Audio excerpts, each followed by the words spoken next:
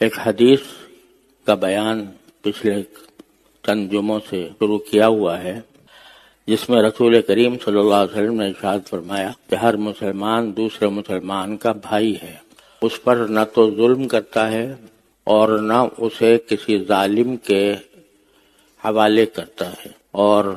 جو شخص کسی دوسرے بھائی کے کام میں لگا ہوا ہو، یعنی اس کی کوئی حاجت پوری کر رہا ہو، تو اللہ تبارک و تعالیٰ اس کی حاجتیں پوری کرنے میں لگ جاتے ہیں، اور جو شخص کسی مسلمان کی کسی بے چینی کو دنیا میں دور کرے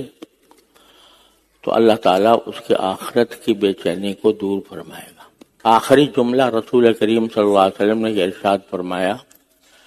کہ من ستر مسلمن سترہ اللہ علیہ فی الآخر، او کما قال صلی اللہ علیہ وسلم، سترہ اللہ یوم القیامہ، او کما قال صلی اللہ علیہ وسلم، کہ جو شخص کسی مسلمان کے عیب پر پردہ ڈالے تو اللہ تعالیٰ قیامت کے دن اس کے عیب پر پردہ ڈالے گا۔ گویا ایک مسلمان کی، ایک سچے پکے مسلمان کی صفت یہ ہونی چاہیے کہ وہ اپنے کسی بھائی کا کوئی عیب دیکھے تو اس عیب کو کی تشہیر نہ کرے، اس کے اوپر پردہ ڈالے، حتی الامکان اس کو دوسروں کے سامنے بیان نہ کرے۔ ایک طرف تو یہ حکم ہے کہ کسی مسلمان کی برائی اس کے پیٹھ پیچھے نہ کی جائے، جس کو غیبت کہتے ہیں۔ تو غیبت بھی اتنا بڑا گناہ ہے کہ قرآن کریم میں اس کو اپنے مردہ بھائی کا گوشت کھانے سے تعبیر کیا گیا ہے۔ وہ تو اتنا بڑا گناہ ہے ہی کہ دوسرے کی برائی بلا وجہ بیان کرے آدمی۔ اس سے آگے بڑھ کر ایک مومن کی صفت یہ بیان کی گئی ہے کہ برائی بیان کرنا تو بڑی بات ہے، اس کے عیب کو حتی الامکان چھپائے۔ جب یہ یہاں پر چھپائے گا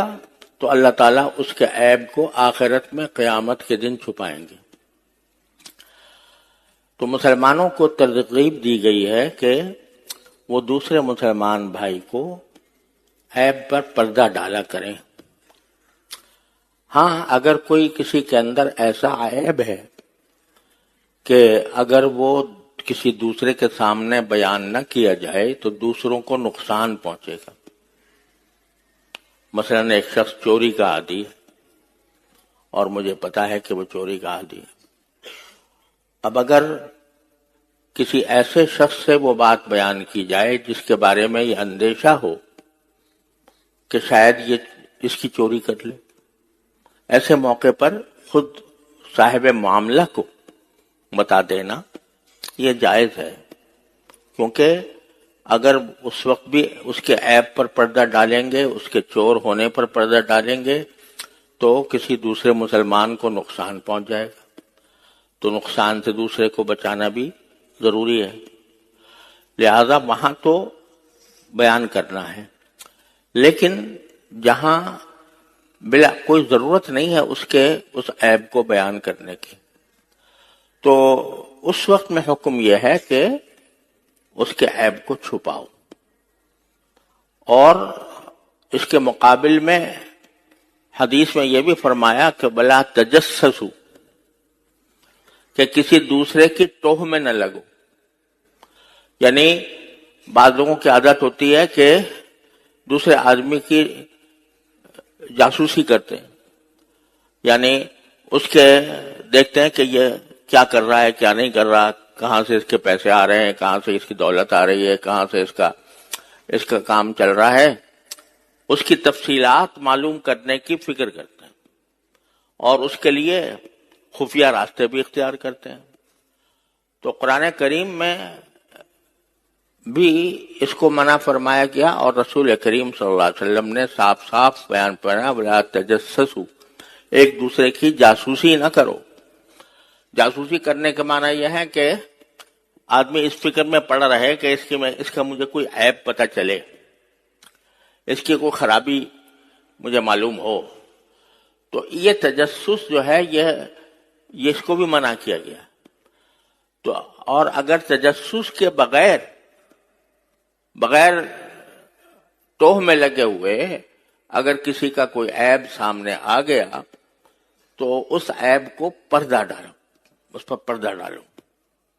حتی الامکان اس کو دوسروں کے سامنے بیان نہ کرو، کیونکہ یہ اس مسلمان کی حق تلفی ہے۔ تو یہ پردہ پوشی یعنی کسی کی عیب کے اوپر پردہ ڈالنا، اس کی اتنی بڑی فضیلت بیان فرمائی گئی کہ آخرت میں اللہ تعالیٰ تمہارے پردہ ڈالے گا۔ آخرت میں اللہ بچائے بہت سے گناہ ایسے ہیں جن کے بارے میں حدیث میں آتا ہے کہ وہ برسر عام لوگوں کو بتائے جائیں گے، جس سے اس کی رسوائی ہوگی۔ عذاب تو اپنی جگہ، لیکن ساتھ ساتھ دوسروں کے سامنے اس کی رسوائی ہوگی۔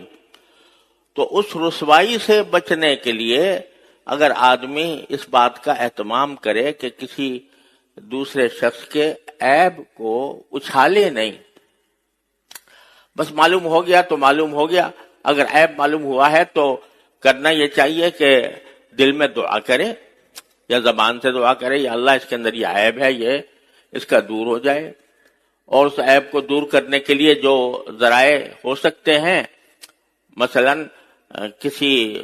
اس کو نصیحت کرنا، تنہائی میں اس کو نصیحت کرنا، اس کی خیرخواہی میں نصیحت کرنا، نرمی کے ساتھ، حکمت کے ساتھ، تو یہ تو مسلمان کو چاہیے۔ لیکن اس کو اچھالے اس عیب کو،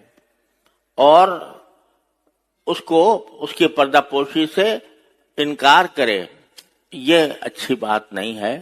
اور یہ انسان کے لیے آخرت میں بھی اللہ بچائے رسوائی کا ذریعہ بن سکتا ہے۔